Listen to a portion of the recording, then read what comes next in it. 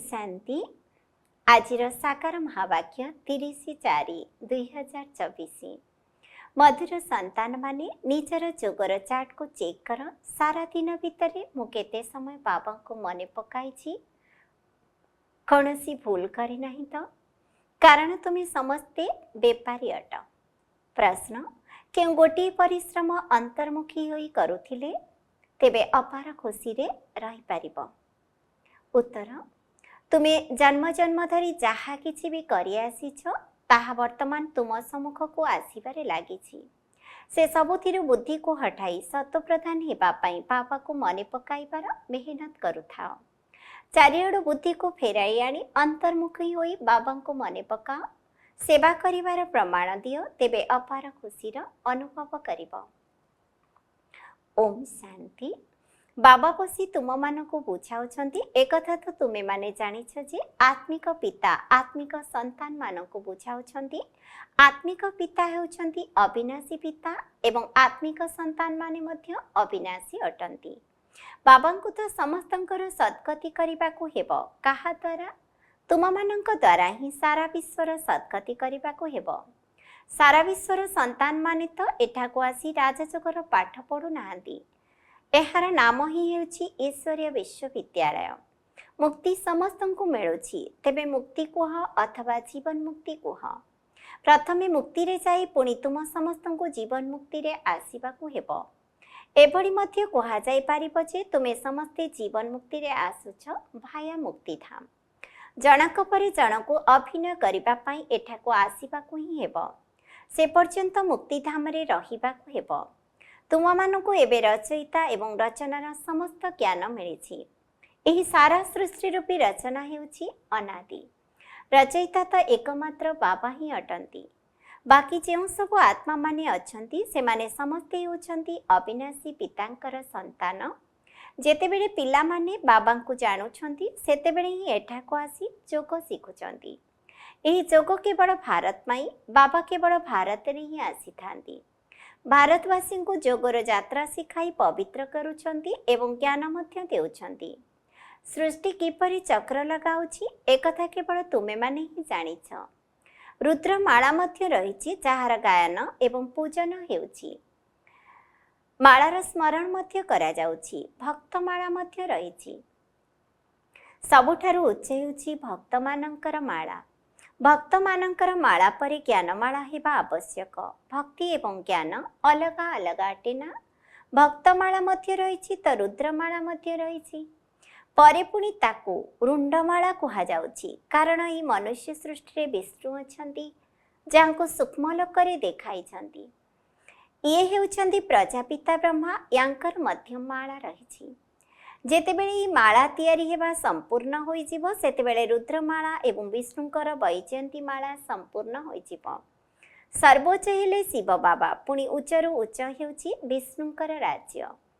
केवल शोभावर्धन पई भक्ति मार्ग रे केते चित्र सब तैयारी करिसंती ज्ञान किछि भी नाही।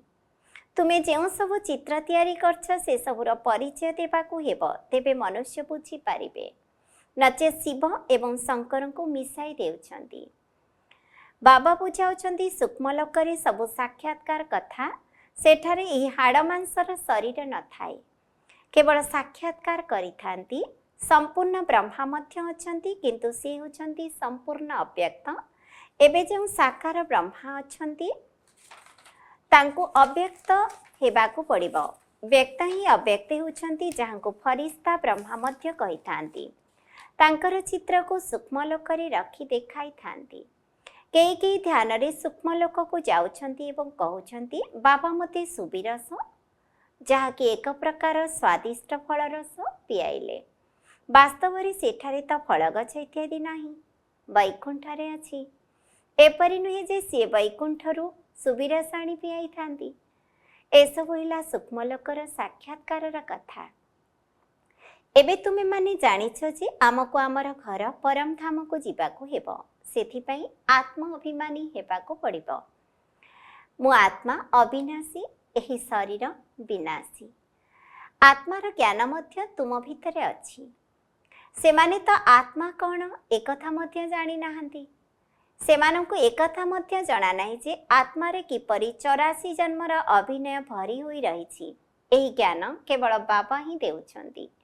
ନିଜର ପରିଚୟ ମଧ୍ୟ ଦେଉଛନ୍ତି। ତମ ପ୍ରଧାନରୁ ସତ ପ୍ରଧାନ ମଧ୍ୟ କରୁଛନ୍ତି।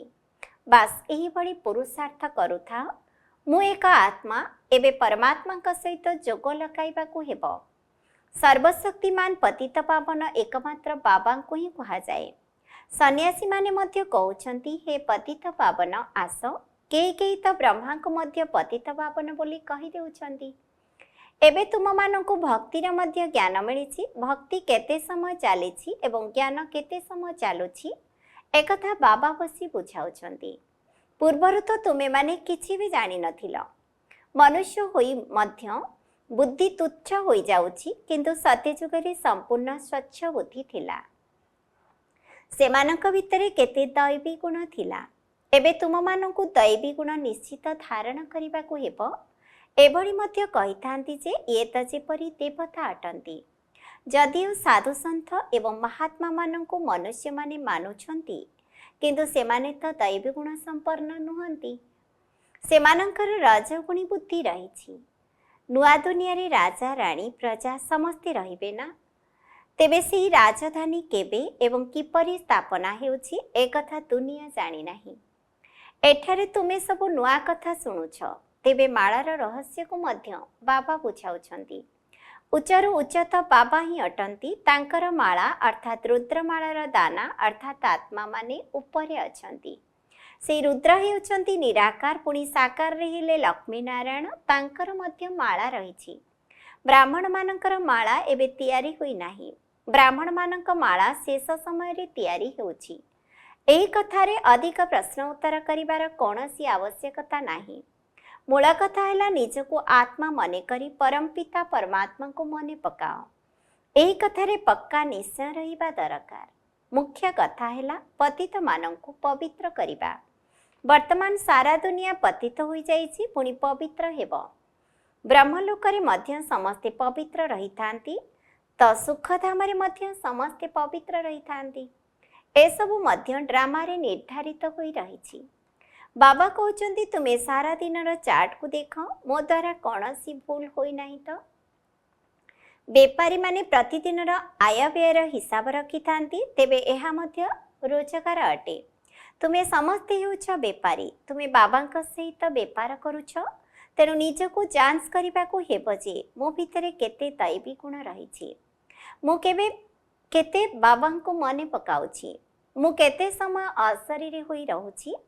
ଆମେ ଅଶରୀରୀ ହୋଇ ଆସିଥିଲୁ, ପୁଣି ଏବେ ଅଶରୀରୀ ହୋଇ ଘର ପରମଧାମକୁ ଯିବାକୁ ହେବ। ଏବେ ପର୍ଯ୍ୟନ୍ତ ସେଠାରୁ ଆତ୍ମାମାନେ ଆସିବାରେ ଲାଗିଛନ୍ତି। ମଝିରେ ତ କେହି ଜଣେ ହେଲେ ବି ଫେରି ଯାଇପାରିବେ ନାହିଁ। ସମସ୍ତଙ୍କୁ ଏକା ସାଥିରେ ଯିବାକୁ ହେବ।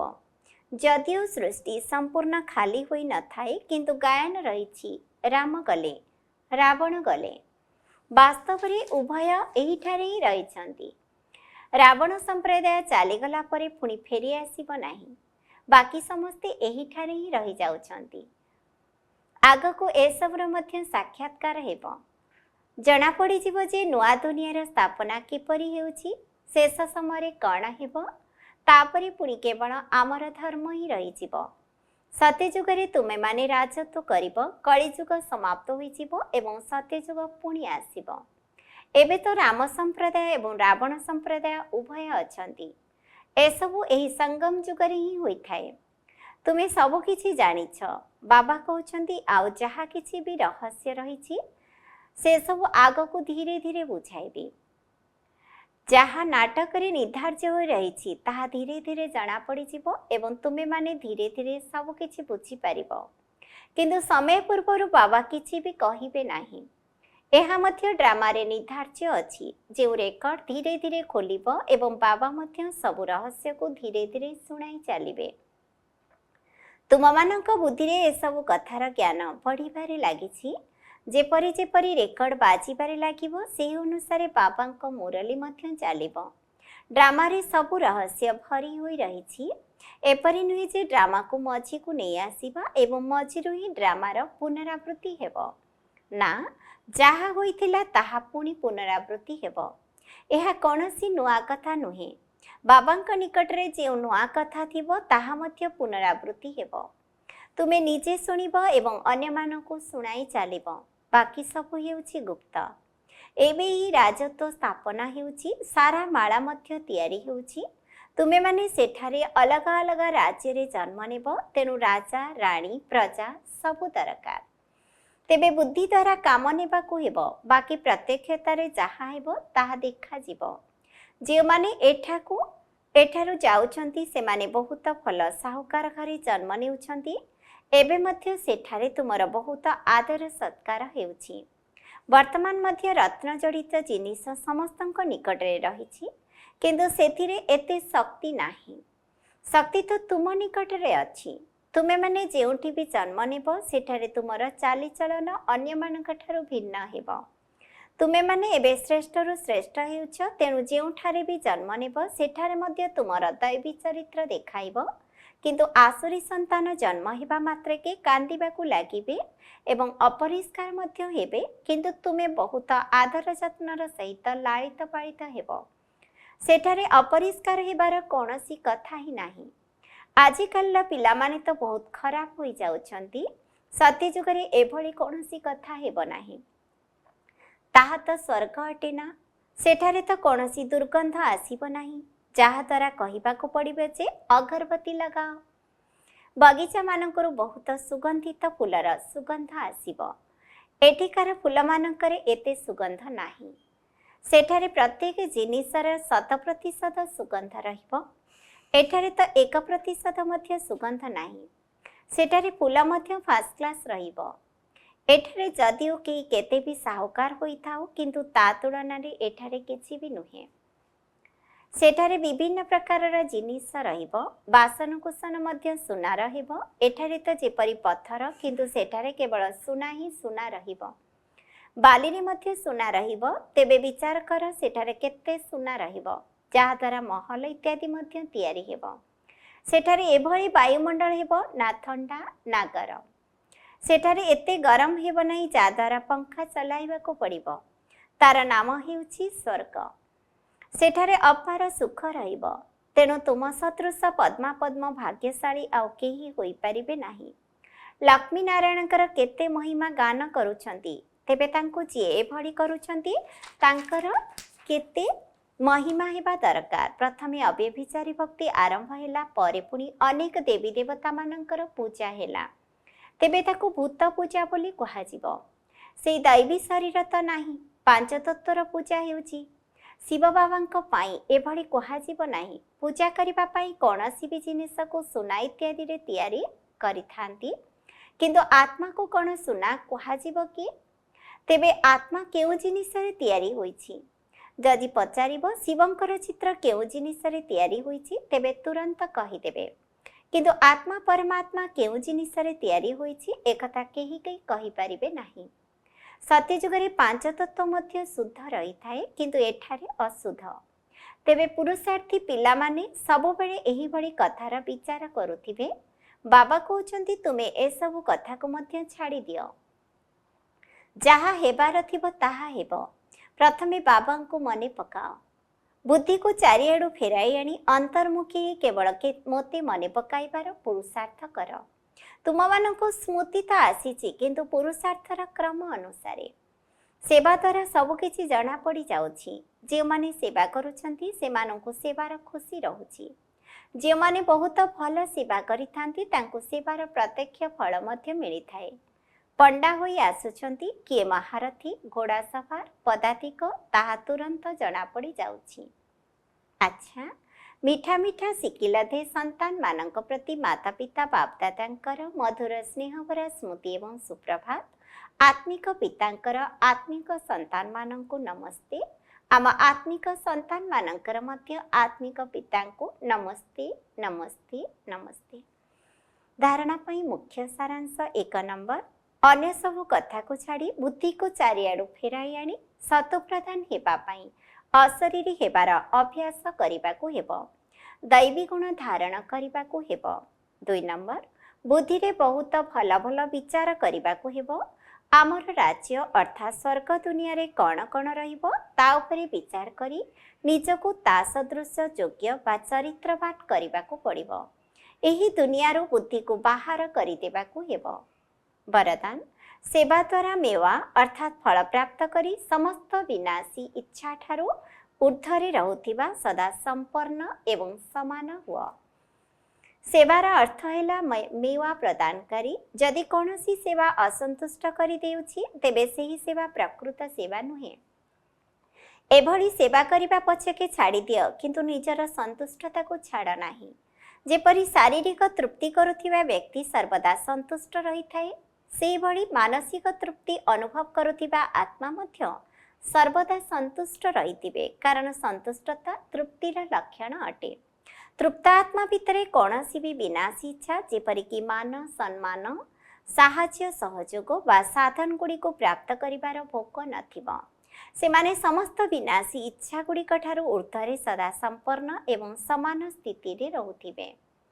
स्लोगान सच्चा हृदयर सहित निस्वार्थ सेवारे आगको बढ़िबा अर्थ पुण्यर खाता जमा हेबा। ओम शांति।